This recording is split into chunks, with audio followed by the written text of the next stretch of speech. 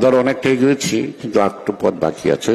সেটা সফল হতে পারলেই আমরা বিশ্বাস করি আমাদের ভারপ্রাপ্ত চেয়ারম্যান জনাব তারেক রহমানের নেতৃত্বে বাকি পথটা আমি অতিক্রম করতে পারব। আমরা কি করেছি অতীতে সেটা সবার জানার কথা, কি করতে পারি নাই তাও জানার কথা, কি করতে হবে সেটাও জানা। এবং আপনাদের মাধ্যমে যা জানতে পারলাম, যা দাবি দেওয়া, প্রত্যেকটা শ্রেণী পেশা সাধারণ মানুষের মধ্যেই এই ধরনের দাবি দেওয়ার সমস্যার কথা থাকবে। এই সমস্যার সমাধানের তো দায়িত্বটা এখনো আমাদের হাতে আসে নাই। এই দায়িত্বটা যেদিন আমরা পাবো, আর এই দায়িত্বটা পাইতে হইলে যে জিনিসটা দরকার, 17 বছরের যে সংগ্রাম, সেটা একটা সুষ্ঠু অবাধ নির্বাচন, জনগণ তার পছন্দের লোককে প্রতিনিধি করবে, যে তার মধ্যে দিয়ে যখন সরকার ব্যবস্থা গ্রহণ হবে, সেই সরকারের পক্ষেই সম্ভব হবে আজকে বিরাজমান সকল ধরনের সমস্যা উত্তরণের পথ খুঁজে পাওয়া এবং বাস্তবায়নের দিকে এগিয়ে যাওয়া, একটা উদ্যোগ নেওয়া। তাই আমি একটু সন্দেহ হয় আর কি মাঝে মাঝে, তাই আমি বলে থাকি হাসিনা পালিয়ে গেছে, তুমি আমি একই আছি যা ছিলাম আগে। আমার কাছে তাই মনে হয়। এখনো কোর্ট কাছারিতে যাই, এখনো হাজিরা দেই, সবকিছু করি, কিন্তু সেখান থেকে আমরা পরিত্রাণ পাই না।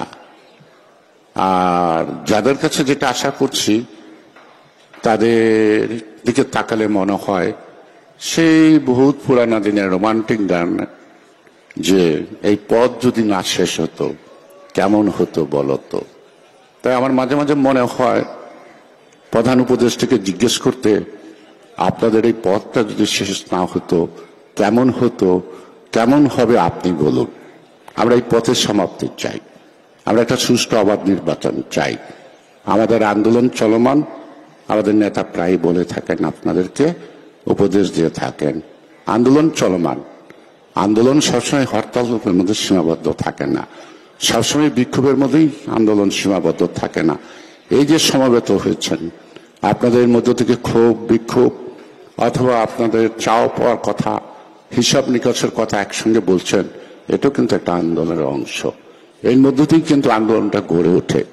তাই আমরা অপেক্ষা করছি, মনে হয় আন্দোলনটা চলমান। তো দুঃখ পাবো যদি আন্দোলন করে আমাদেরকে এই আদায় করতে হয়, নির্বাচন আদায় করতে হয়। কারণ তাদের দায়িত্ব হলো নির্বাচন করা, ওনারা প্রতিদিন সংস্কার করছেন। এবং সেই সংস্কার তো 111 থেকে শুরু হয়েছে। এই সংস্কার যদি সেই 111 কুসংস্কারের বেড়াজালে আটকে থাকে, তাহলে তো সেই বেড়াজাল ছিঁড়ে ফেলে গণতন্ত্রের পথে আসার জন্য আমাদেরকে রাস্তায় নামতেই হবে। চাই না নামতে, কিন্তু রাস্তায় নামবো না এমন প্রতিশ্রুতি, এমন অঙ্গীকারও করতে পারি না। সে কারণেই আমার মনে হয় আমরা যে যেখানে আছি সবাই আমাদের মূল লক্ষ্য সুষ্ঠু অবাধ একটি নির্বাচন।